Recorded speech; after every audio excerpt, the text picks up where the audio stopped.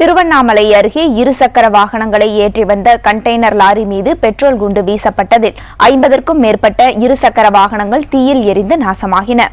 ஹரியானா மாநிலத்திலிருந்து கடலூருக்கு புதிய இருசக்கர வாகனங்களை ஏற்றி வந்த கண்டெய்னர் லாரி திருவண்ணாமலை அருகே உள்ள அத்தியத்தில் ஏரிக்கரை வழியாக நேற்றிரவு சென்றது. நேற்றிரவு மர்ம நபர்கள் சிலர் அந்த லாரி மீது பெட்ரோல் குண்டை வீசிவிட்டு தப்பியோடிவிட்டனர். லாரி முழுவதும் தீப்பற்றி எரிய துவங்கியது. தகவல் அறிந்து சம்பவ இடத்திற்கு வந்த தீயணைப்புத் துறையினர் தீயை கட்டுக்குள் கொண்டு வந்தனர். லாரி ஓட்டுநர் பலத்த தீக்காயங்களோடு மீட்கப்பட்டு திருவண்ணாமலை அரசு மருத்துவமனையில் சிகிச்சைக்காக அனுமதிக்கப்பட்டார். பின்னர் மேல் சிகிச்சைக்காக அவர் வேலூர் அரசு மருத்துவமனைக்கு அனுப்பி வைக்கப்பட்டார். இந்த தாக்குதல் குறித்து திருவண்ணாமலை காவல்துறையினர் வழக்கு பதிவு செய்து விசாரித்து வருகின்றனர்.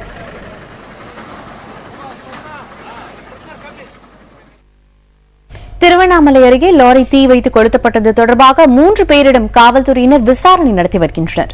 இதை பற்றிய தகவல்களை செய்தியாளர் கோவிந்தராஜலுவிடம் கேட்கலாம். கோவிந்தராஜலு, இப்போ லாரிக்கு தீ வைக்கப்பட்டது தொடர்பாக யாராவது கைது செய்யப்பட்டிருக்காங்களா? இப்போ ஒரு 5 பேர் கொண்ட கும்பல் தான் வந்து தீ வைத்து எடுத்துதான் அந்த கில்கன் சொல்லியிருக்காரு. அவருடைய வாக்குமூலத்தை வச்சு ஒரு 3 பேரை வந்து இப்ப கைது பண்ணிருக்காங்க. அது வந்து போலீஸ் வந்து நம்மகிட்ட இன்னும் காட்டல. 3 பேர் யாருன்னு சொல்லிட்டு விசாரணை பண்ணின்னு இருக்காங்க. அது விசாரணை முடிவுல தான் மேடம் யாரு இதில் ஈடுபட்டு இருக்காங்கன்னு தெரிய வரும்.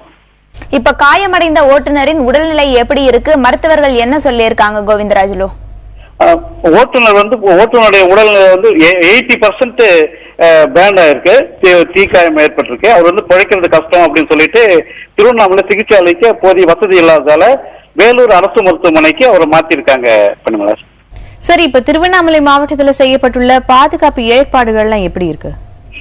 இப்போ இந்த 2 நாளா வந்து பஸ் கல் உடைக்கிறது, அடுத்து இந்த மாதிரி தீ வைப்பு, இந்த மாதிரி சம்பவங்கள் நடந்துன்னு இருக்கிறதால எல்லா இடத்துலயும் வந்து போலீஸ் போட்டிருக்காங்க. லோக்கல் போலீஸ் தான், வெளியூர் போலீஸ் எதுவும் வரல. இங்க லோக்கல் போலீஸை வச்சு மெயின்டைன் பண்ணின்னு இருக்காங்க. இதுல வந்து ராத்திரி 1:15 மணி அளவுக்கு தான் திருவண்ணாமலை மாவட்டம் அத்தியந்தல் கிராம ஏரிக்கரையில இந்த ஃபயர் நடந்திருக்கு. இதனால இன்னும் போலீஸ் பலப்படுத்தணும்னு சொல்லிட்டு பேசினிருக்காங்க. உங்களுடைய தகவலுக்கு நன்றி கோவிந்தராஜலு.